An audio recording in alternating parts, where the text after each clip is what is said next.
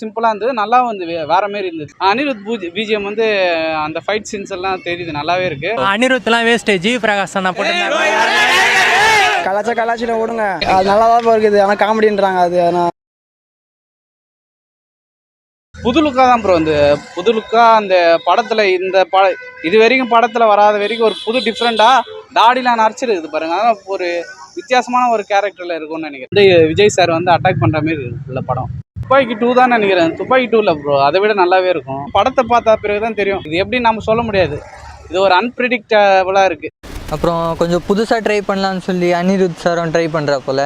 நிறைய பேர் சொல்லிட்டு தான் ப்ரோ இருப்பாங்க, காப்பி அது இதுன்னு சொல்லிட்டு. எல்லாம் நெகட்டிவிட்டிஸ்லாம் எல்லாம் தாண்டி போகிறது தான் வாழ்க்கை. சிம்பிளா இருந்தது, நல்லாவும் இருந்தது, வேற மாதிரி இருந்தது. அனிருத் பிஜிஎம் வந்து அந்த ஃபைட் சீன்ஸ் எல்லாம் தெரியுது, நல்லாவே இருக்கு. படத்தை வந்து பாத்தீங்கன்னா எப்பவுமே பெரிய ஹீரோ படம்லாம் வந்து சிம்பிளா தான் கட் பண்ணுவாங்க. ஏன்னா வந்து நம்ம எல்லாத்தையும் இதுலயே வச்சுட்டோம்னா படம் பார்க்க மாட்டோன்னு. அனிருத்லாம் ஆல்வேஸ் மாஸ் தான் ப்ரோ, நல்லா தான் ப்ரோ போட்டு பாரு. எல்லாம் மில்லியன் கணக்கில் போகும் ப்ரோ, கவலைப்படாதீங்க. எல்லாம் கலந்த மாதிரி இருக்கும், காமெடி ஆக்ஷனு எல்லாம் சேர்ந்த மாதிரி இருக்கும். கலாச்சிட்ட விடுங்க.